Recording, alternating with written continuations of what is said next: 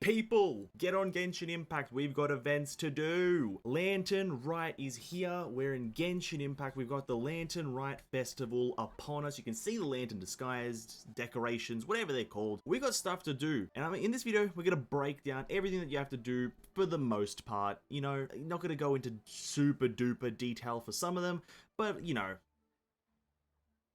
We'll cover it. We'll cover it. Alright, so, first of all, when you log on, you have to have done the Leeway quest for the Archon. Just do the Zhongli stuff where he has to give away his Gnosis. And then you also have to have done the most recent Archon quest, which is Shenhei's quest, essentially. You have to have done that. I spent the last 2 hours doing that on my third account. Because I'm going insane. But you have to do that, and then you'll have to get given 3 more quests. 3 more quests to unlock the 3 different challenges that we have for the event. We have the Flame Plume Starflower, mouthful, Great Gathering, not a mouthful, and then Wondrous Shadows. Simple. You do 3 different quests to unlock them. 2 of them are pretty long. 1 of them is just 1 dialogue. But yes, you do a bit of a quest line, and you unlock them. And essentially, this is you're making a firework, the Wondrous Starflower, whatever. You're making a firework. The Great Gathering, you're killing treasure hoarders to get some antiques. And then the Wondrous Shadow, you're solving a puzzle. Very simple. And so in this video, we're going to go through all of them, kind of explaining how to do all of them in the best of my ability, to the best of my ability. Hopefully you guys understand by the end. But before we do all of that, we need to understand why we're doing all this. What are the rewards? What's at stake here? Why am I putting time into it? And so essentially, you got a few different things here. You got the event shop, you got the Moon Comley Brow, and you got the Prosperous Partnership. Prosperous Partnership is for a certain amount of currency, you get a free 4-star out of the Leeway characters. Zhang Ling, Beidou, Jing Cho, Ning Wang Chong, Yun Jin Yan, Yan Jin, and Yan Fei. All of these are good except Jin Yan. Get whichever one you want. Personally, I'm recommend any of them except Jin Yan. Just don't get Jin Yan. Anything else is fine. Even if you go above C6, it's fine. Just don't get Jin Yan. But that's that. The next, the Moon's Comley Brow. Is the Ning Wang free skin. Play the game and get this. It's pretty cool. All you have to do is just essentially play the event.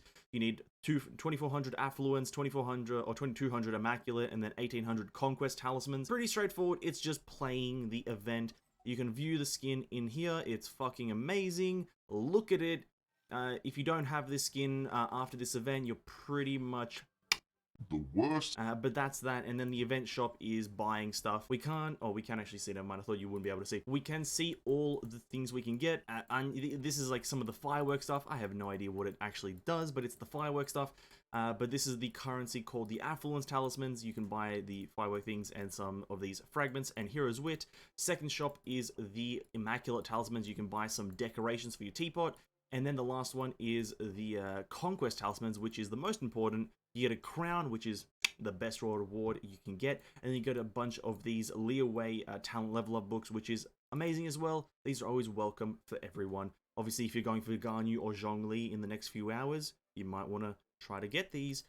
So obviously, that is all the rewards we're getting. And we get a bunch of primos, as you guys can see when you click on one of the challenges.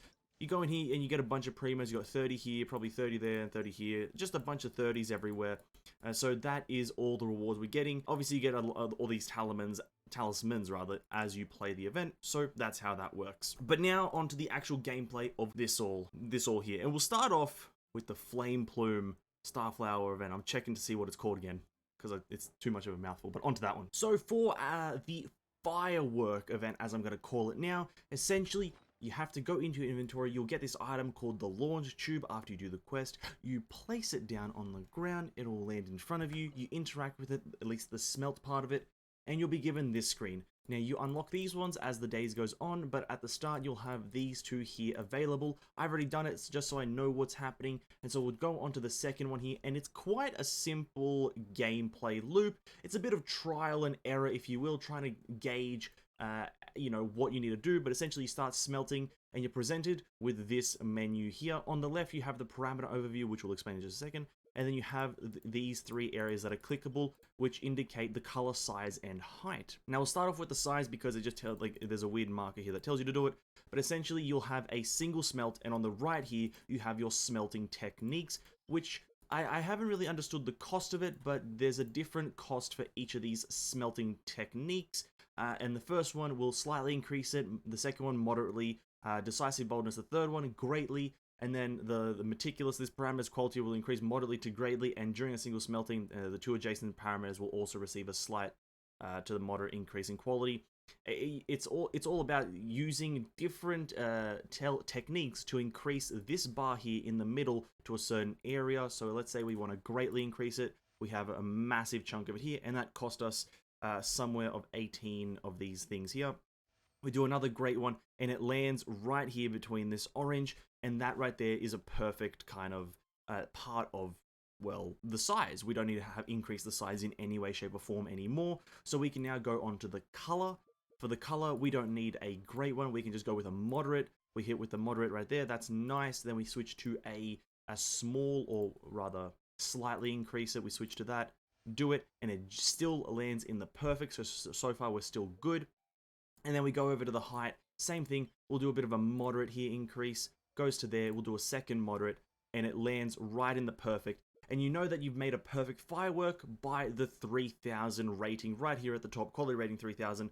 That essentially means that you've gotten perfect on all of them. And then you can just complete smelting, and that will complete it. Now you have the firework done at 3000 quality, which is perfect quality for the firework, which is pretty cool. And then that's essentially the whole gameplay of this event. You go into, not the event shop, but you go into the event details, and you can come into the Wondrous Flame Plume, whatever, and claim all your rewards, which is just a bunch of cool stuff. Boom, boom, boom. We get some firework stuff as well. Standard model. Those items that you do get from completing the challenge are these extra things that you can do here. You can smelt your own ones to make your own unique firework if you want, essentially. It's up to you if you really want to do that, I'm assuming. But then if you want to use your fireworks, I presume you can just go in here and slap them in there. Set some different kind of modifiers, you know, set off interval seconds, 3, delay 10 seconds. So you can place them in there, and you begin launching, and then essentially every so often, or whatever your parameters you set it to, your fireworks will fly off into the sky. Fireworks launch in 5 seconds, and then boom, you set off some fireworks, and there's another one. And because I only had 2 in there, that was my fireworks show. And that is the fireworks event. Now, for the second challenge, the Great Gathering, the gameplay that you're going to see is not going to be some of the greatest gameplay I've ever presented, because this is on my 3rd account, and this one only just hit AR50, and I've also not spent a single Primo Gem or roll. So the gameplay you're going to see is not high standard, but let me just explain it quickly what you're going to be doing. You have to go around the Gaianstone Forest, collecting different amounts of treasure on your boat and Wave Rider, killing different treasure hoarders, and especially a new enemy called an elite treasure hoarder, which has a unique buff applied to them. It's quite a simple thing. You have to 3 items retrieved, and then 3 items kind of salvaged / reclaimed, and this is all centered around specifically the Gaianstone Forest. And for the duration of this event, you'll have these Wave Rider waypoints kind of just scattered around it, kind of just being there, so you can summon your Wave Rider, and so on and so forth, and continue the challenge. And this is something that I didn't know was going to happen. You can apparently encounter some random enemies out of the sea. You have like 2 of these Sealies spawning here. You can defeat them with your boat. It's quite a simple task of just shooting them. I have actually no idea what this is going to give. I wasn't expecting this, so I guess this is going to be a learning experience for both of us. And you get some of these, whatever that currency was. I have no idea what that currency specifically was. And that is actually the thing that we just did, one of the few things we have to do. So, from my understanding now, is that you have to just drive your Wave Rider around the Gaianstone Forest, encounter these random salvage points, and pick up the floating items in the sea. And that will count towards the Curio Salvage, the second part here of the event, which is quite simple. And I'm assuming this first part here is actually dealing with the treasure hoarders. And on the map, you will see this little chest icon that indicates towards a little salvage point. So you can go here, shoot enemies with your Wave Rider, or hit the little explosion there, and you'll just get one of these little points.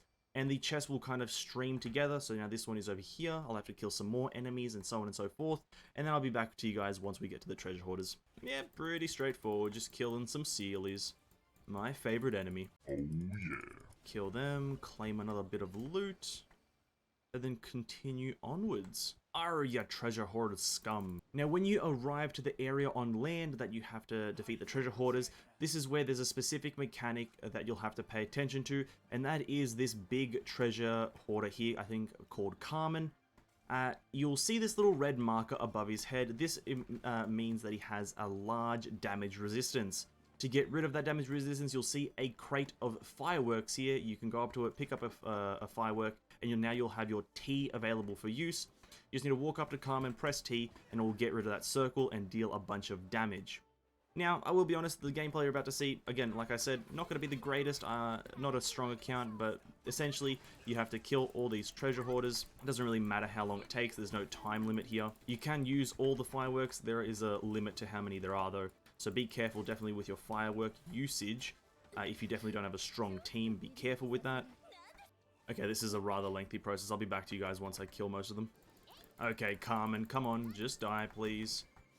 Oh my god, Carmen, you're an absolute dumbhead. Carmen, please. And after you kill all the treasure hoarders, this is essentially the last thing you have to do. You have to pick up all these little boxes. So that box right there that I picked up, you have to pick those boxes up. And now I'm shocked you actually have to do this to multiple encampments. So I'm just going to skip the gameplay there. That is essentially all you have to do, is you have to walk around to these different encampments and kill all the treasure hoarders there, and then pick up the one little box that's there. Quite simple, quite straightforward, and that will complete the second part of the challenge, the Great Gathering. As well, for the Great Gathering, after you complete these first two challenges, Interrogation by the Night and Curio Salvage, you unlock Midpoint Interception 1 and Midpoint Interception 2, which are the extra challenges, essentially like the daily commission that I think you have to protect a balloon or escort a balloon. I'm not exactly sure which one, or destroy. I'm not exactly sure which one it is, which we'll just get into now because I'm pretty sure they're quite simple challenges.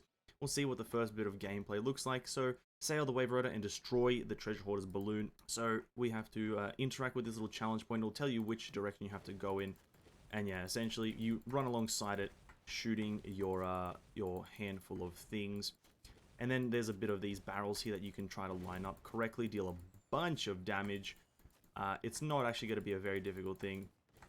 But the very interesting thing is, you have to now sail around. So once it goes over that bridge, you have to sail around. Now, obviously it's keeping track of how many treasure hoarders you killed. I didn't actually read any of the challenges that you have to do, so let's have a quick gander if there's any specific ones. Absolutely not, but you do need to achieve a score of 3,000, which may indicate that you need to kill a certain amount of treasure hoarders. And the gameplay loop is quite simple, just kind of follow the little balloon thing around, shooting it as much as possible, trying to destroy it in the shortest amount of time possible. And there you go, destroyed very quickly. 4,000 score, a very, very, very easy challenge. 3 treasure hoarders killed.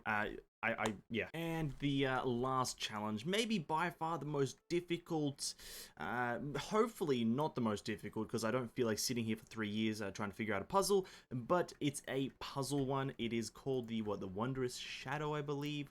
It's kind of like that shadowy kind of thing that they were talking about in the live stream. I have no idea how to do it though, but you have to talk to Yuan Rong here. She'll tell you to give it a go, and essentially there's a few puzzles that you have to complete. They come out, there's a lot of them, but essentially there's a bunch of puzzles. Now, I'll be trying to figure them out as quickly as possible. I can't guarantee that I'll do this quickly, but you do get hints after 2 minutes of struggling, and there is a little bit of a progress meter down bottom, but essentially you have to drag this picture to the right, trying to align it into the correct position to figure out what it actually is. Okay, we might be here for a while because I am...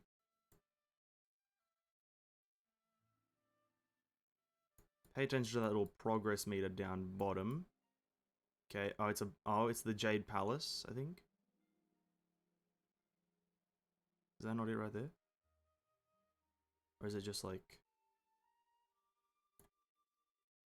Oh shit. Wait. Is it upside? Oh, we got it. No, it's a sensor apparently. 41's... Oh, there's a time limit, so there you can actually, like, you know, flex that you solved it in 0.39 milliseconds. But that is the first one. You're looking for this shape, the sensor. You guys can try to follow along. I'm gonna just be doing these in real time because, bro, this is rough. But right is a rotate on the that axis right there. And the... Okay, this is a boat. I can already see it. There it is. 13 seconds. Okay, that was pretty cool. Didn't have to do much there. And then this one is a... I think it's an item. Okay, wait, that's... Okay, we're close. What are you? What are you? Oh shit, we fucking went away. It's meant to be here? What the hell is that? A kite? Well, whatever. You know, we did it. You know, record time, 13 seconds, 22 seconds, and then 41 seconds. I think I'm kind of the best Riddler in the world. And the rewards for those ones are quite simple, just 90 primos and a bunch of other things. And that's pretty straightforward. Nothing too difficult. I'll definitely, like, maybe, I probably won't actually. I won't upload all of them, but just thought I'd give you guys kind of a guide on how the event works. It's pretty simple, pretty straightforward. Not, like, obviously, I didn't actually get to the hint time, but you will get a hint at, what is it, 2 minutes, I believe it was, 2 minutes that it takes to get a hint, and I believe that you'll just get an image. From what I saw there, you actually just get the image, or the blacked out image of what you need to find given to you.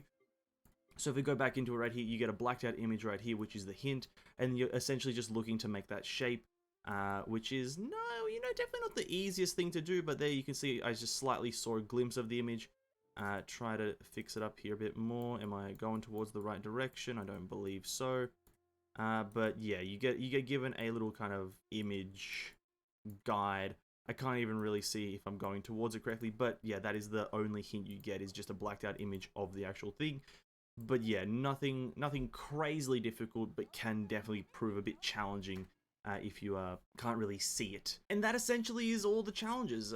We dealt with the fireworks one, quite simple. The combat one with the treasure hoarders, kind of hard. It can be kind of hard, but you actually have a lot of fireworks. You have 2 crates of fireworks to use against the enemies, so it's very, very simple if you just kind of cause a pyro reaction, and any of them work. And then we had the shadow one, which can actually prove quite difficult if you are a bit disorientated, but through trial and error, I'm sure you guys can get it. Now, the big question is, what can you buy with the currency that you got from the first day of challenges? Probably nothing, I haven't really checked, but you can buy a bunch of these different fireworks, which you can then make your own fireworks. You have the Dodoko pattern, you have this pattern here, which I think the travel pattern, Bennett pattern, a heart pattern, a Guoba, or a little slimy boy. You have different patterns, but you can buy essentially anything and everything that you want. We're just going to buy whatever I care about, really, I guess. We'll buy this, and then we'll buy that, and then we'll buy this. You can buy anything. And then going to the second shop, you can buy a bunch of the decorations. Probably not all of them, but you can buy a bunch of them. Blah, blah, blah, blah, blah. There you go, you have that many left. And in the last one, we can't buy anything because this leads into the 4th challenge, which is technically a part of it, but we can't do it just yet, which is the Beisht fight.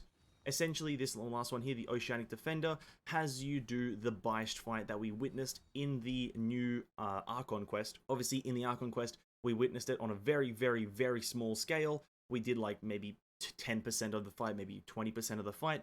I'm assuming in this Oceanic Defender, we'll be revisiting Beisht, fighting her in her prime, where we have to fight the 3 different heads, all at max HP. Won't be too difficult if you have a built team, but that's a different point. But yes, that's going to be that, and that is how you get the Conquest Talismans to then buy the better items, like the Talent Books and the Crown. But for now, that has been this video on this part of the event. I probably won't upload the other challenges or the coming few challenges. The next video on this whole event will be the Beisht fight, showing you guys exactly what's up and just how quickly or how hard it can be done. But hope you guys did enjoy this event. Also, don't forget that the daily login is on us right now. It started way earlier than this one, but the daily login, you can get 10 intertwined fates, which is quite nice. But yes, that has been everything for this video. Hope you guys enjoyed. Like, subscribe, all that good stuff. Much love, and see you guys in the next video. Peace out.